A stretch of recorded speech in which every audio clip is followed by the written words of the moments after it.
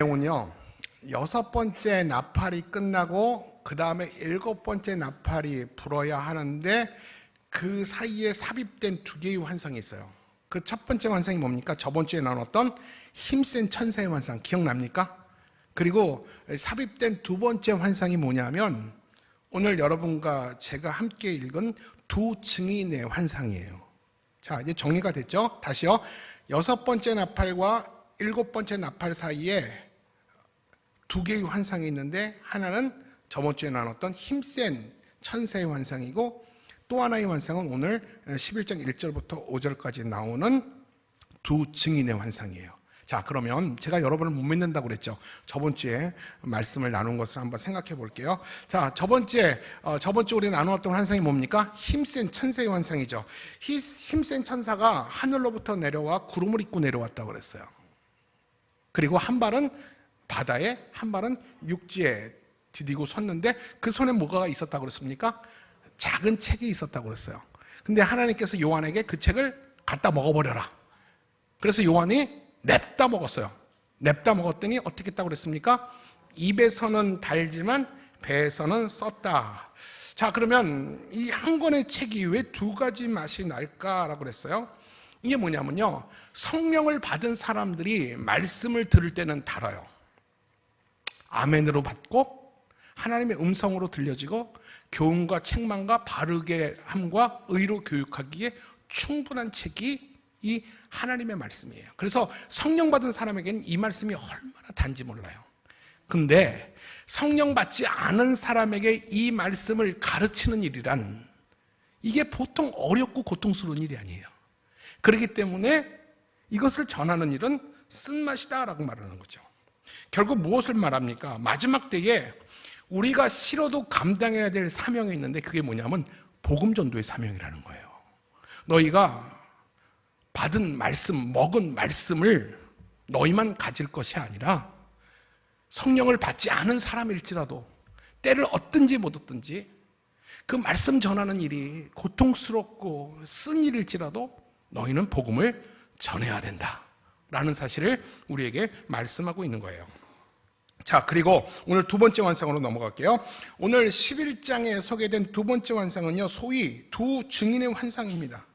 이것도 아까도 말씀드린 것처럼 6번째 나팔과 7번째 나팔 사이에 삽입된 환상인데 여러분, 이 두 개의 환상의 공통점이 있어요. 이게 뭐냐면 미리 말씀드리자면 이 종말의 마지막 때에 하나님께서 교회와 성도에게 주신 사명이 있다라는 거예요. 그 사명에 교회와 성도는 집중해야 되는데 그 사명이 뭐냐면 복음 전도의 사명이라는 거예요. 마지막 때가 얼마 안 남았으니 이 구원의 문이 닫히기 전에 너희들은 시간이 없기 때문에 나가서 복음 전도의 사명에 목숨을 걸어야 된다. 이것이 두 환상의 공통점이거든요. 자, 그래서 오늘 두 번째 환상을 우리 같이 한번 이제 차근차근하게 같이 볼 텐데 이 두 번째 환상이 바로 그 환상에서 이어져서 그 두 증인이 결국 그리스도의 증인인데 그 증인이 42달 동안 이 세상을 다스려요. 그리고 결국 그 두 증인이 무적에게서 올라온 짐승에게 죽임을 당합니다. 그러면서 대환란이 이 세상에 임하면서 죽은 것 같았던 그 성도들이 주님의 부르심으로 다시 하늘로 불림을 받는 일이 오늘과 다음 주에 나눌 말씀의 큰 맥락이에요. 그러면 오늘 같이 말씀을 한번 들어가 보도록 할게요. 자, 우리 1절 말씀을 한번 같이 읽을게요. 시작. 또 내게 지팡이 같은 갈대를 주며 말하기를 일어나서 하나님의 성전과 제단과 그 안에서 경배하는 자들을 측량하되. 자, 본문을 이제 올려주세요. 자, 하나님이 요한에게 갈대 같은 긴 자를 하나 줬어요. 갈대 같은 긴 자. 그리고 그 갈대로 무엇을 측량하라고 하냐 하면 성전과 제단과 그 성전에서 예배하는 자들을 측량하라라고 말합니다. 자, 그러면 이 성전과 제단은 무엇을 말하냐면 신약 교회를 말합니다. 예수님이 부활하시고 승천하신 이후에 재림 전까지가 바로 신약 시대라고 말하거든요. 이게 신약의 교회 시대라고 말합니다. 바로 이 무엇을 측량하냐, 성전과 제단을 측량하라는 것은 교회를 측량하라는 겁니다. 그리고 그 안에서 경배하는 자들을 측량하라 라는 건 뭐냐면 그 교회에서 예배하는 자들을 측량하라 라는 말이에요. 교회를 측량하고 성도를 측량하라 라는 말입니다. 근데 여기서 이 측량이라는 뜻이 뭐냐면 성도를, 교회를 지키고 보호한다라는 거예요. 이 자로 잰다라는 게 뭐냐면 바로 교회와 성도를 하나님의 수준으로 지키시고 보호한다라는 것입니다. 여러분, 이게 무슨 말이냐면 성도들이 신앙을 지키다 보면 고난도 당하고 환난도 당합니다. 그리고 심지어 신앙을 지키기 위해서 순교도 당할 수 있어요. 근데 문제는 하나님께서는 그 자기 백성의 영혼을 누구에게도 빼앗기지 않는다라는 거예요. 이 순교로 인하여 고난으로 인하여 자기 백성들의 육신의 생명은 빼앗을 수 있지만 자기 백성의 영혼은 하나님께서 끝까지 지키신다라는 겁니다. 이게 바로 이 성전과 제단과 경배한 자들을 지키신다는 하나님의 은혜입니다.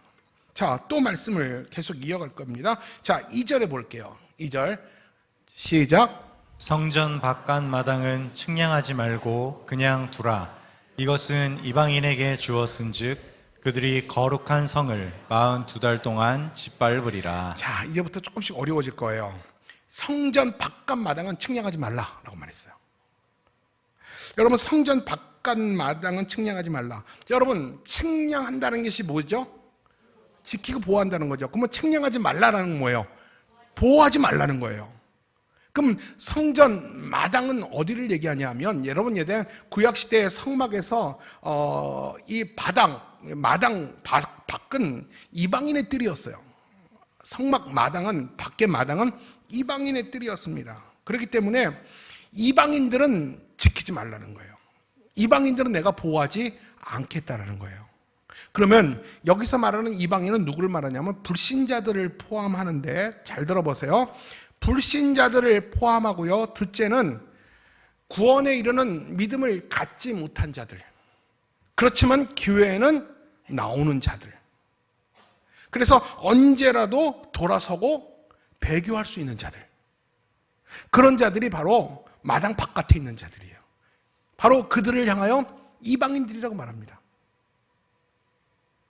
하나님께서는 바로 이 성전 안에 참 예배하는 자들은 지키고 보호하겠지만 성전 바깥 마당에서 불신자들과 구원에 이르는 믿음이 없는 자들, 형식적이고 습관적이고 언제라도 배교할 수 있고 돌아설 수 있는 영적인 이해 타산이 능한 자들은 하나님이 지키고 보호하지 않는다라는 것입니다.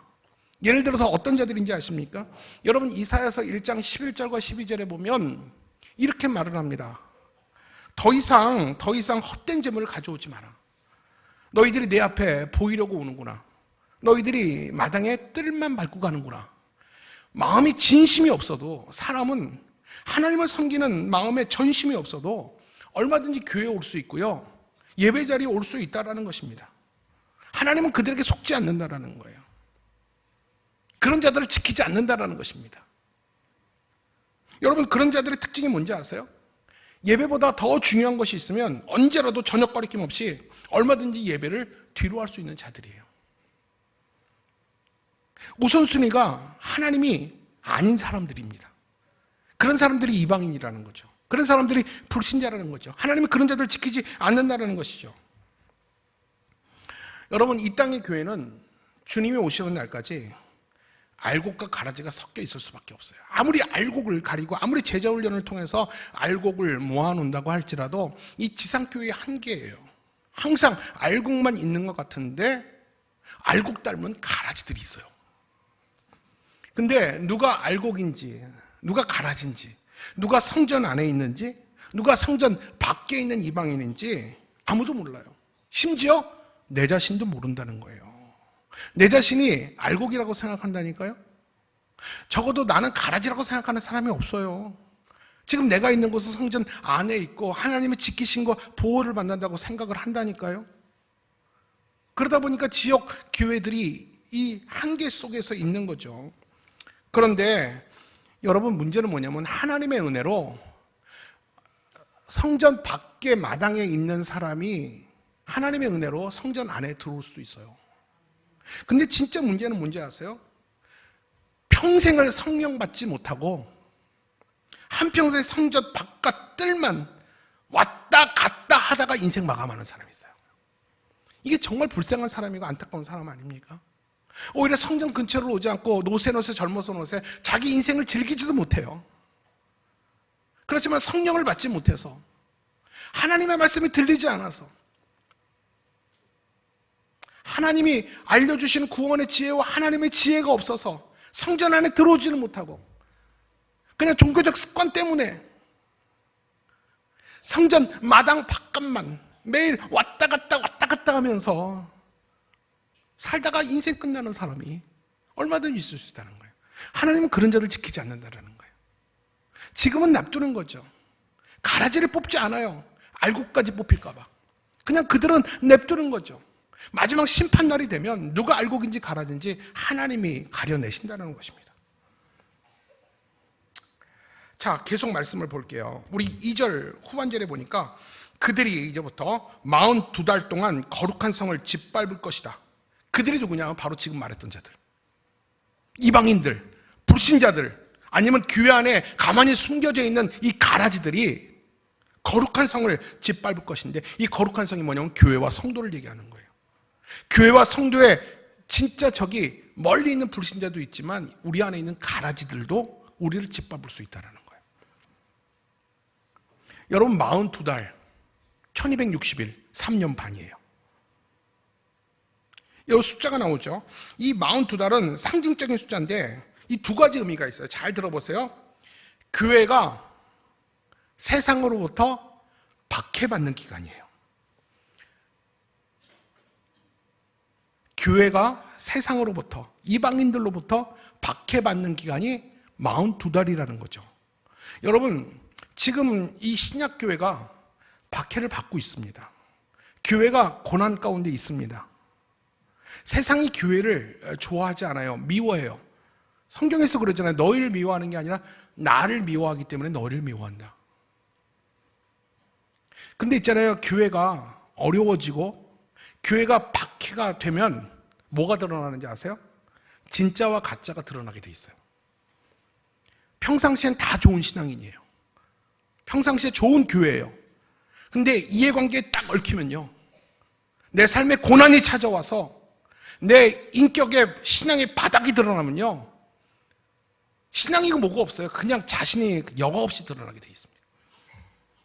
고통이 찾아오면 내가 진짜인지 가짜인지 그때 드러난다는 거예요. 42일 동안 교회가 고난을 당해요. 성도가 어려움을 당해요. 그 어려움과 고난 속에서 누가 진짜 신앙인인지 누가 가짜 신앙인인지 다 숨기지 못하고 드러난다는 것이죠.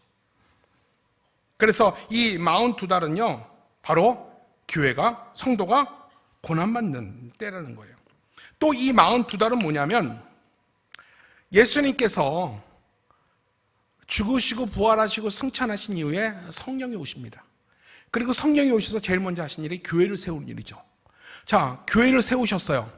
그리고 주님의 재림까지, 이 기간이 아까 뭐라고 그랬어요? 신약시대라고 그랬죠. 이 시대가 교회 시대예요. 저와 여러분이 바로 지금 이 시대를 살아가고 있어요. 이 기간이 바로 42달이라는 거예요. 42달이라는 건 상징적인 숫자예요. 이 42달 가운데, 시기 가운데 지금 우리가 살고 있다는 거예요. 그렇기 때문에 이 42달은요 알곡과 가라지가 함께 살아가고 있는, 진짜와 가짜가 같이 공존하고 있는 교회 시대가 이 42달이에요. 자, 여기서 이방인들이 42달 동안 교회와 성도를 짓밟는다고 그랬어요. 잘 생각해 보세요. 교회가 이 땅에 시작된 이후로 세계 교회 역사나 한국 교회 역사를 보십시오. 교회는 늘 세상을 향해서 핍박을 당했어요. 한순간도 세상에게 교회가 칭찬받은 적 없어요. 한 번도 환영받지 못했습니다. 항상 짓밟혀 왔습니다. 맞죠? 여러분, 근데 역사상, 세계 역사상 딱 한 번 이 교회가 칭찬받은 때가 있어요. 그게 중세시대 있잖아요. 이 아비뇽 뉴스라고 들어보시죠? 아비뇽 교황청, 그때가 가장 타락한 때예요. 이 왕권과 결탁해가지고요, 성직을 매매하고 면죄부를 팔고 돈이 되는 일이라면 교회가 열광적이었어요.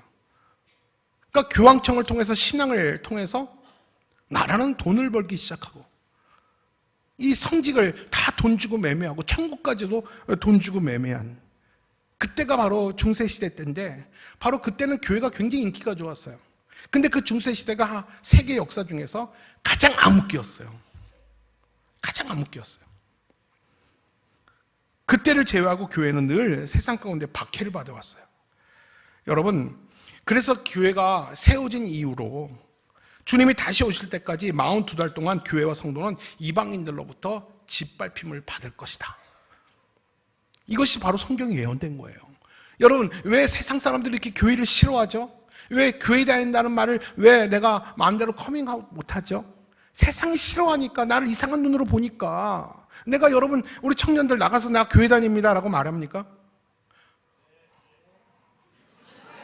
너무 늦었어. 여러분, 내가 왜 이렇게 부끄럽게 내가 예수 믿는다는 말을 왜 못하는지 아세요? 내가 불이익 당할까 봐.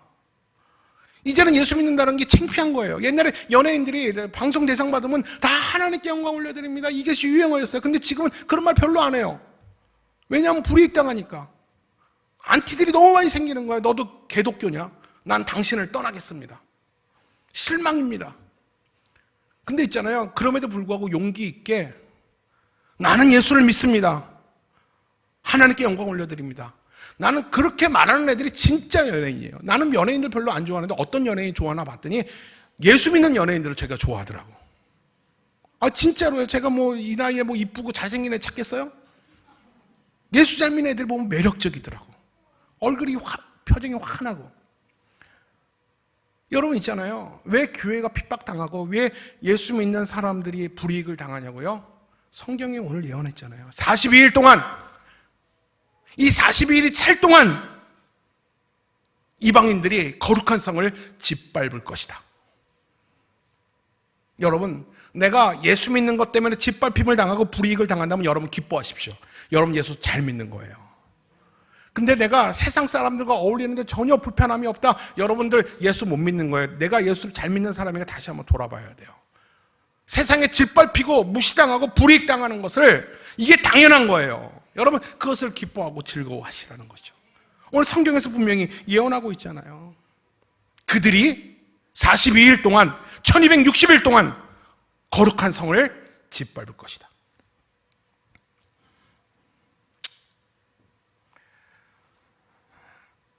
여러분, 이 세상의 밭에 이 42달 동안에 알곡과 가라지가 같이 자라고 있어요.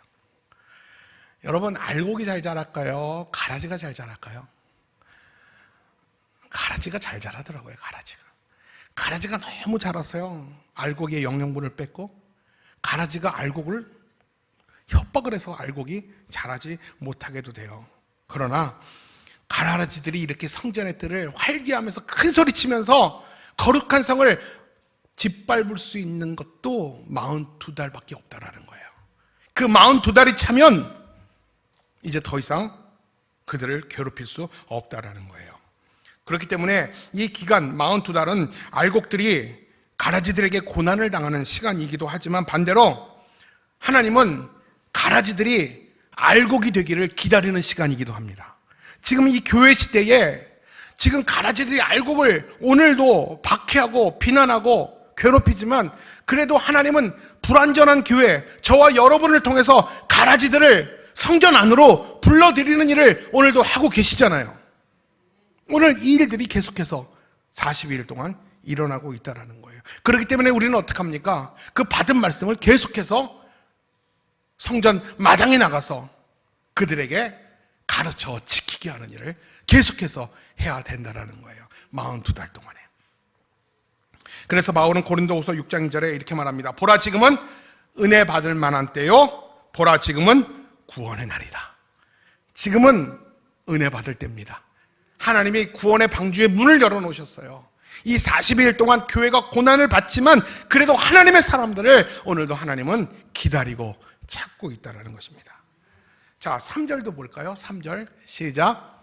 내가 나의 두 증인에게 권세를 주리니 그들이 굵은 베옷을 입고 1260일을 예언하리라. 자, 여기서 1260일은요 42달이에요. 날짜로 계산하면 3년 반. 나의 두 증인이라고 그랬어요. 나의 두 증인에게 권세를 준다. 나의 두 증인은 예수님의 증인이에요. 이 두 증인이 4절에서는 성경 보세요.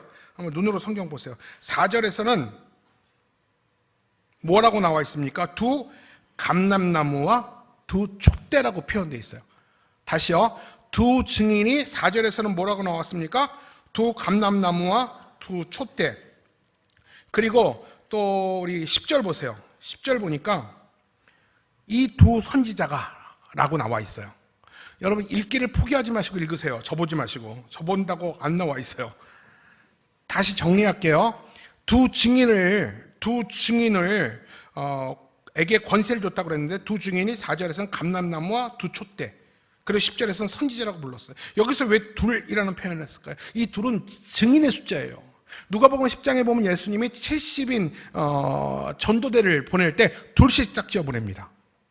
맞죠? 그래서 이 증인들 전도대를 둘씩 짝지어서 묶었어요. 그렇기 때문에 이 둘이라는 것은 증인의 숫자입니다. 그래서 많은 사람들은, 학자들은 이 둘을 선지자나 그 모세나 엘리야라고 말하는 사람도 있지만 공통된 의견은 뭐냐? 그 두 사람 이 뭐를 얘기하냐면 교회와 성도를 얘기합니다. 두 증인은 교회와 성도를 얘기합니다. 그리고 이 교회와 성도는 증인의 공동체라는 거예요. 교회가 존재하는 이유는 복음을 전하기 위해서. 교회는 예수 그리스도의 증인의 공동체가 바로 교회고 두 증인이라는 거예요. 그래서 두 증인이 42달 동안 1260일 동안 활동하도록 부름받은 성도와 교회예요. 여러분 여기서 42달이라고 안 하고 1260일이라고 구체적으로 날짜를 명시한 이유가 뭘 거라고 생각하세요? 맞춰보실래요? 지금까지 실컷 42달 하다가 왜 1260일이라는 날수를 기록했을까요? 바로 성도와 교회는 증인이기 때문에 하루 날도 빠지지 말고 1260일 동안 복음을 증거하라는 거예요. 그래서 1260일이라는 날수로 성경은 기록한 것입니다. 그런데 특이한 것은 두 증인이 무슨 옷을 입었다고 그랬습니까? 베옷을 입었다는 거예요. 교회가 베옷을 입었어요. 여러분 베옷은 구약의 선지자들이 입었던 거친 옷이에요. 그리고 베옷은 어떤 의미가 생각납니까? 하나님의 죄에 대한 심판이 있을 때 베옷을 입고 하나님께 회개를 합니다. 근데 그 두 증인이 한국교회와 성도가 이 1260일 동안 베옷을 입고 전도하라는 겁니다. 여러분 이게 무슨 말입니까? 너희가 이 땅에서, 하나님 없는 세상에서, 성전 밖마당에서 세상의 죄와 악을 보면서 안타까움과 슬픔을 가지고 이 모든 것이 자신의 책임인 것처럼 하나님 앞에 통감하며 복음을 전하라는 거죠. 나 구원받았네, 너 구원받았네, 우리 구원받았네, 랄랄라. 그냥 나 구원받았다고 만족하지 말고 이 희어진 추수 때에 곳간안에 들일 추수할 것이 없어서 고통스러워하는 그 하나님의 마음을 가지고 그 슬픔의 베옷, 회개의 베옷을 가지고 이 세상의 그 아픔에 동참하라는 거예요. 너 혼자 구원받았다고 만족하지 말고 하나님께 돌아와야 될 자들, 천국에 들어가야 될 자지만 천국에 들어가지 못하고 하나님의 보호를 받지 못하는, 하나님의 측량되지 못하는 그들을 바라보면서 다 너 책임인 것처럼, 네가 복음을 전하지 않아서 너만을 위해서 살아왔던 너 책임인 것처럼 베옷을 입고 책임을 통감하면서 슬픔으로 복음을 전하라라는 것이죠. 그것도 하루도 빠짐없이 1260일 동안 예수님 재림할 때까지 매일매일 그렇게 복음을 전하라는 것이죠. 교회는 세상에 대해서, 죄에 대해서 회개를 선포하기 때문에 베옷을 입고 회개의 증인이 되라는 거예요. 그냥 증인이 아니라 회개의 증인이 되라는 것입니다. 우리 4절 말씀 볼게요. 4절 시작. 그들은 이 땅에 주 앞에 서 있는 두 감람나무와 두 촛대니. 자, 그들이 누구라고 그랬습니까? 두 증인인데 그들은 교회와 성도라고 그랬죠. 근데 그 두 증인은 두 감람나무 두 촛대라고 그랬어요. 촛대는 세상에 불 밝히는 교회와 성도입니다. 다시요. 촛대가 있는 이유는 어두운 세상을 불 밝히는 교회입니다. 그리고 감람나무는 뭐냐면요, 감람나무가 소중한 것은 그 감람유, 그 열매를 쪄서 나온 그 감람유로 하나님께 제사를 드렸어요. 그거 순전한 기름이에요. 그러니까 여러분, 교회가 계속 불이 꺼지지 않고 불이 타오르기 위해서는 기름이 있어야 되잖아요. 무슨 기름이 필요합니까? 감람유의 기름이 필요해요.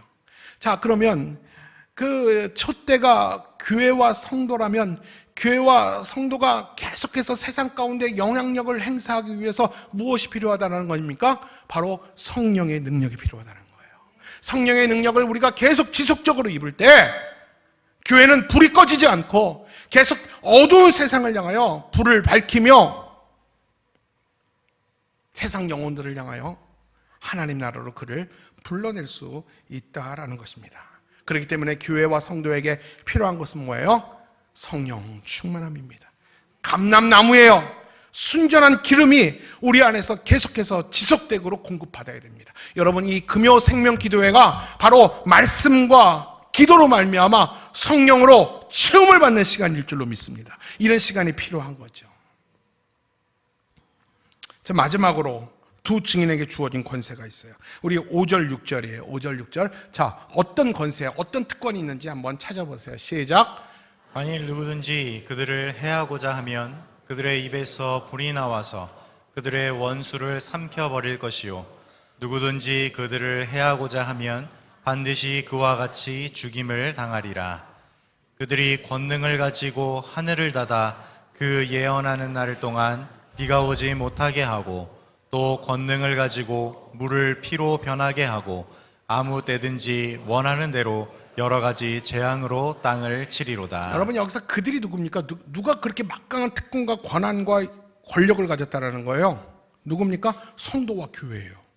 마지막 때에 42일 동안 성도와 교회는 엄청난 권한과 권력을 가졌다는 거. 이 말씀을 조금 더 쉬운 성경으로 5절 6절 다시 한번 읽어볼게요. 여러분 마음에 머릿속에 들어올 겁니다. 5절 6절 시작. 누구든지 그들을 해치려고 하면 그 입에서 불이 나와 원수들을 삼켜버릴 것입니다. 이처럼 그들을 해치는 자는 죽고 말 것입니다. 이 증인들은 자기들이 예언하는 동안 하늘에서 비를 내리지 못하게 하고 물을 피로 변하게 하며 언제라도 온 땅에 온갖 재앙을 내리게 할 수 있는 능력을 가지고 있습니다. 잠깐만요. 여러분, 이 증인들이 누굴 얘기합니까? 두 사람, 교회와 성도잖아요. 자, 우리들이 자기들이 예언하는 동안, 우리들이 그 복음을 전하고 빛된 삶을 살아가는 동안에 하늘에서 비를 내리지 못하게 하고 물을 피로 변하게 하며 언제라도 온 땅에 온갖 재앙을 내리게 할 수 있는 능력을 가지고 있다. 여러분, 우리가 무엇을 통해서 그렇게 할 수 있습니까? 기도를 통해서. 하나님이 마지막 때에 증인된 자에게 하늘의 권세를 주셨다라는 거예요. 마지막 날까지 내가 너와 함께 하리라. 이것이 우리에게 주어진 하늘의 특권이고 권세라는 거예요. 문제는 우리가 그것을 믿고 사용하지 못할 뿐이지, 우리가 고통과 고난을 당할지라도 우리가 해함을 받지 않는 이유는 하나님께서 측량하셨기 때문이에요. 우리를 지키시기 때문에 끝까지 우리를 빼앗기지 않는다라는 거예요. 언제까지? 42달 동안은. 자, 여러분, 이제 마지막 때의 성령님의 권능을 받은 교회와 성도는 대적하는 세상을 심판하는 권세를 가졌어요. 여러분, 우리가 우리의 기도로 말미암아 하늘의 보좌를 움직일 수 있으며, 그리고 원수들에게 재앙을 내릴 수도 있다라는 거예요. 여러분, 이런 말씀 들었습니까? 오늘 성경에 우리에게 이렇게 약속하십니다. 우리가 그 권한을, 그 능력을 우리가 몰랐을 뿐이에요. 우리가 왕의 아들이라는 사실을 아무도 몰랐기 때문에 우리가 왕의 자녀처럼 살지 못했어요. 여러분, 성경에서 그 베드로에게 주님 무슨 권세 줬습니까? 이 땅에서 매면 하늘에서도 매일 것이며 하늘에서 풀면 땅에서 풀릴 것이다. 근데 이 권세가 베드로에게만 준 것이 아니라 이 땅의 하나님의 백성들, 두 증인, 교회와 성도, 마지막 때에 책임을 다하는 자들에게 하나님이 이 권한을 똑같이 주셨다라는 거예요. 여러분 믿으시길 바랍니다. 이 능력을 우리가 성령 충만으로, 기도로 그 능력과 권세를 여러분 가지시길 바랍니다. 우리가 마지막 시대에 이렇게 능력이 있다는 거예요. 우리를 삼키려는 자, 우리를 대적하는 자의 하늘 향해서 우리가 입에서 불이 나간다고 합니다.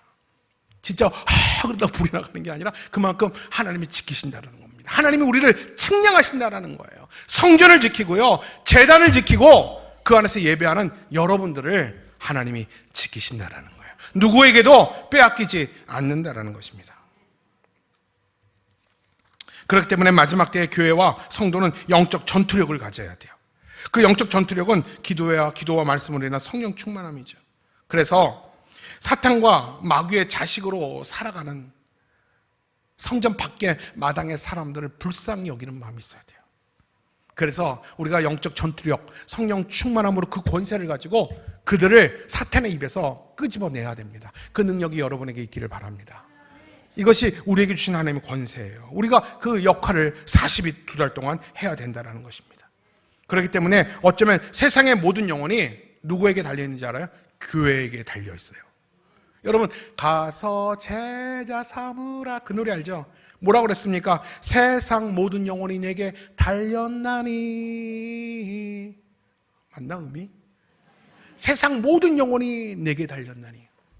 여러분 세상에 죽어가는 모든 영혼을 살릴 수 있는 마지막 라스트 찬스, 그 기회와 특권이 누구에게 있냐면 교회와 성도에게 42달 안에 그 일을 우리에게 맡겼다라는 겁니다.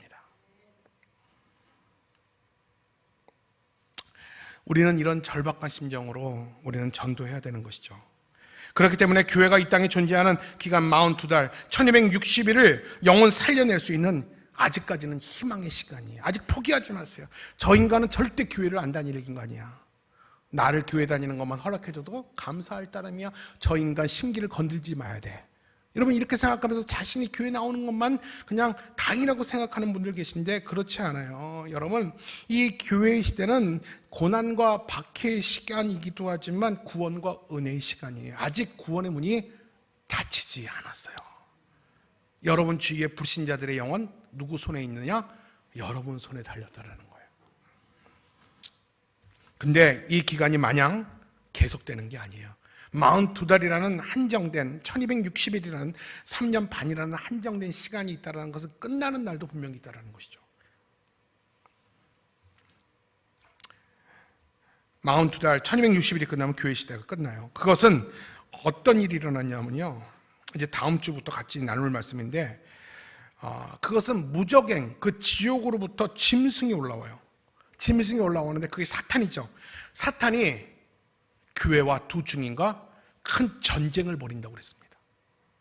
여러분 그 증인이 그냥 모세나 엘리야라면 그냥 두 사람 죽이는 것은 그냥 죽인다고 표현하지 전쟁이라고 표현 안 해요. 이 전쟁이라고 표현한 것은 이걸 뭘 얘기하냐면 이것은 무리와 싸움하는 겁니다. 교회와 성도들과의 전쟁을 벌인다는 겁니다.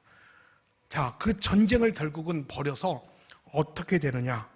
자, 이제 다음에 할 걸 개봉박도를 좀 말씀만 읽고 말씀을 좀 정리할게요. 7절부터 12절까지 쉬운 성경으로 읽는데 어떤 일이 두 증인이 어떻게 되는지 한번 같이 읽어볼게요. 7절부터 12절 시작. 그러나 1260일이 지나 자신들의 예언 활동이 기간이 끝나면 무적행에서 올라오는 짐승이 그들 두 증인을 공격해서 그들과 싸워 이기고 그들을 죽일 것입니다.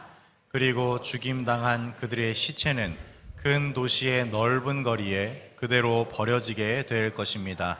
이 큰 도시는 영적으로는 소돔 또는 이집트로 불리기도 하는 것으로 두 증인을 세운 주께서도 바로 이곳에서 십자가에 못 박혀 죽으셨습니다. 그러면 세상의 모든 사람들 곧 여러 백성들과 종족들과 언어들과 나라들로부터 올라온 사람들이 사흘 반 동안 거리에 버려진 두 증인의 시체를 구경할 것인데 사람들은 두 증인의 시체가 안장되는 것을 결코 허락하지 않을 것입니다. 도리어 온 땅 위에 세상 사람들은 두 증인의 시체를 보고 크게 기뻐하면서 서로 선물을 주고받으며 축하할 것입니다.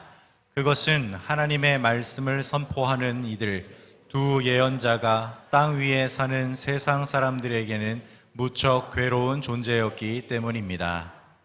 그러나 사흘 반이 지난 뒤 하나님께로부터 나온 생명의 기운이 죽임당한 두 증인 속으로 들어가자 그들이 제 발로 일어나 우뚝 섰습니다. 그러자 그 광경을 본 세상 사람들은 큰 두려움에 사로잡혔습니다. 그때에 다시 일어난 두 증인을 향하여 하늘로부터 큰 음성이 들렸습니다. 이리로 올라오너라. 그 음성을 듣고서 두 증인은 모든 원수들이 지켜보는 가운데 구름을 타고 하늘로 올라갔습니다. 제가 설명하지 않아도 무슨 말인지 알겠죠? 결국 무정에서 올라오는 사탄이 그 두 증인과 싸워서 전쟁에 이깁니다. 그리고 그 두 증인의 시체를 매장하지도 않고 길거리에 버려뒀어요. 그리고 이 각지에서 올라온 이 사람들이 그들의 시체를 보면서 너무 좋아합니다. 그리고 서로 얼마나 기뻐하냐면 서로 선물을 주면서 좋아해요. 여러분, 그냥 좋아하는 것도 아니고 막 선물을 주면서 좋아한다니까요. 근데 왜 그렇게 좋아하나 봤더니 이 두 증인이 살아있으면 자기들을 괴롭혔다는 거예요. 왜 괴롭혔냐면 예수 믿어라, 회개해라, 너 예수 믿어야지 구원받는다. 듣기 싫은 소리를 얼마나 했으면 얼마나 그들이 자신들을 괴롭혔다고 생각하는 거예요. 우리를 괴롭혔던 자들이 눈앞에서 이렇게 죽었으니 축하할 일이라는 거죠. 근데 이 사흘 반, 3일 반이 지나면 무슨 일이 있냐? 그들이 하나님의 생기가 그들에게 들어와서 그들이 갑자기 죽었던 시체처럼 너부러졌던 그들이 다 에스겔의 환상처럼 마른 뼈처럼 그들이 다 살아난다는 거죠. 위로부터 소리가 나오죠. 올라오라! 그럴 때 그들이 다 주님의 부르심을 받고 하나님 앞에 올라갔다. 휴거됐다는 얘기입니다. 여기서 말하는 게 뭐냐면 여러분 1260일에 비하면 42달에 비하면 3일 반은 아주 짧아요. 이것이 뭐냐면 대환란이에요. 7년 대환란이라고 말합니다. 결국 이 교회가 환란을 당하게 돼 있어요.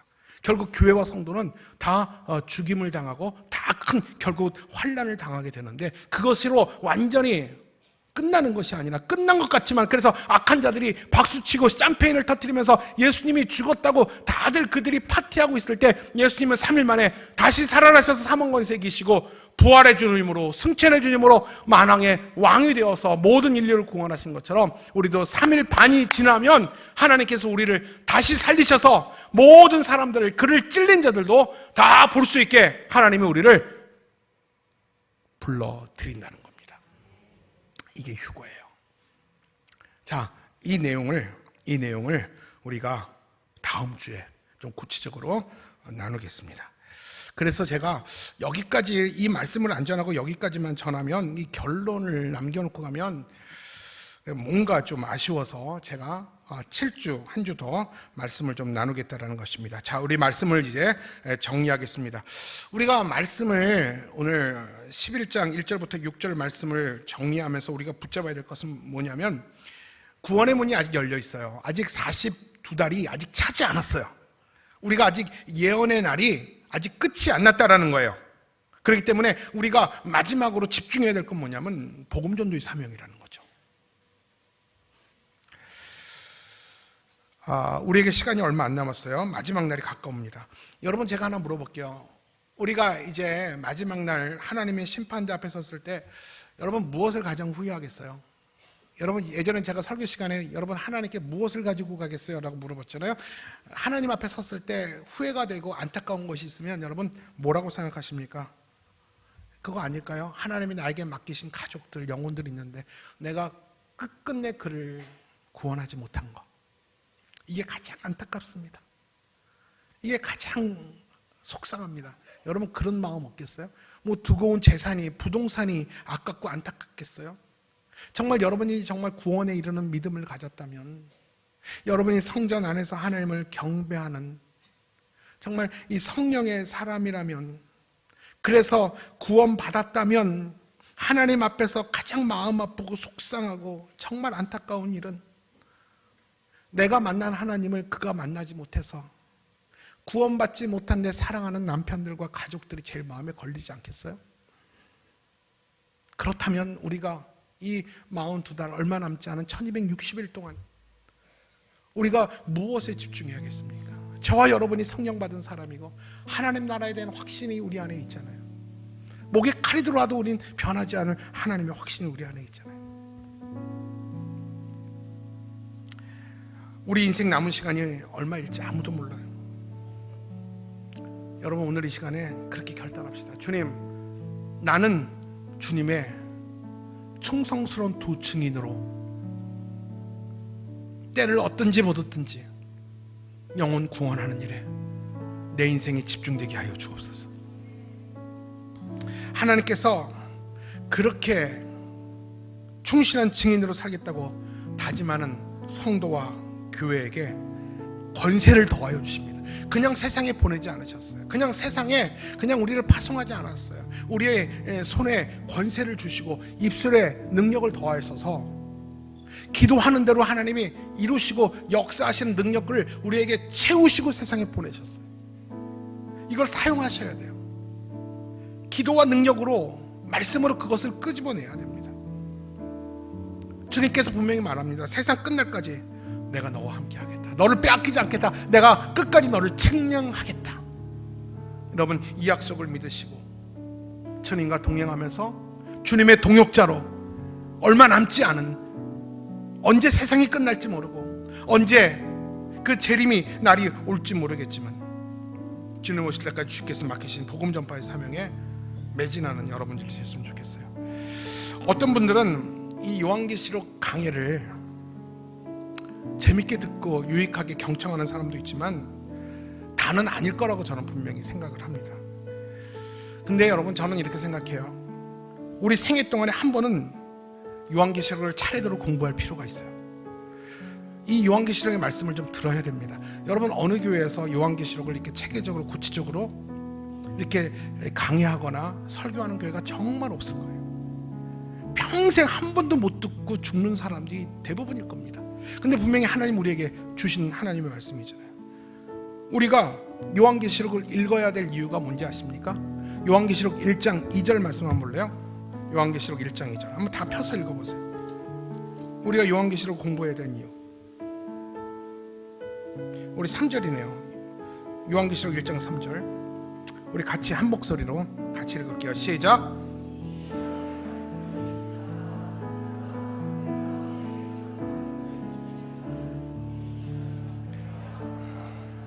여러분 요한계시록 읽고 듣고 지키는 자는 성도와 교회 가운데 큰 복이 있다 하나님이 약속하셨습니다.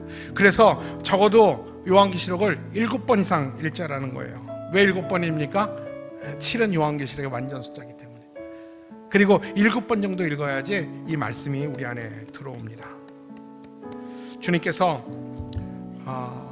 우리 모두에게 성령의 능력과 조명하심을 주셔서 어려운 말씀이지만 요한계시록을 읽을 때 글자가 아닌 글자 속에 감추어진 하나님의 계시와 하나님의 지혜와 하나님의 신비와 하나님의 일하심과 하나님의 역사하심과 살아계심을 여러분 말씀을 읽을 때마다 경험하고 만나는 은혜가 있기를 주님의 이름으로 축복합니다. 그래서 분명히 이 말씀이 읽을 때마다 말씀이 달 거예요. 송이꿀보다 더 달 겁니다. 분명히 말합니다. 성령을 가진 여러분들은요, 말씀을 정말 열정을 가지고 작심하고 말씀을 읽기 시작한다면 여러분 말씀이 한 번, 두 번, 세 번, 네 번 말씀이 읽어가면 읽어갈수록 말씀이 달 거예요. 말씀을 먹은 자들은 책임이 있다고 그랬죠. 예언하라고 그랬죠. 여러분 성령 받지 않은 사람들에게 가셔야 돼요. 성령 받지 않은 사람들에게, 미련하고 어리석다고 말하는 사람들에게 여러분 이 말씀을 전해야 돼요. 여러분 그냥 울어주세요. 너 예수 안 믿으면 죽어. 그냥 울어주세요. 너 예수 안 믿으면 죽어. 엄마 교회 다녀야 돼요. 아빠 교회 다니셔야 돼요. 그냥 울어보세요. 엄마 손 붙들고 아빠 손 붙들고. 나는 구원받고 하나님 나라 가는데 엄마 구원 못 받으면 어떡해요? 여러분 정말 이 구원에 대해서 확신이 있으면 사랑하는 엄마 손 붙들고, 엄마는 그것을 모르고 세상 가운데 그냥 살고 있다면 그 엄마가 마음 안타깝지 않겠어요? 여러분, 우리에게 시간이 없어요. 그리고 심판대 앞에 가서 아파하지 마세요. 아파하지 마시고 기회 있을 때, 시간 있을 때, 아직 1260일 거의 다 왔어요. 때가 가까웠다고 분명히 말했잖아요. 오늘 요한계시록을 들을 수 있는 건 축복이에요. 오늘 이 말씀을 누군가는 그냥 한 귀로 듣고 한 귀로 흘릴 수 있지만, 누구는 가슴으로 듣고 오늘 이 말씀을 명심하고 그렇게 말씀을 지키는 자가 있을 거예요. 듣고 읽고 지키는 자에게 복이 있다. 여러분, 이천신야교회가 그런 복을 누리는 모두가 되기를 주님의 이름으로 축원합니다.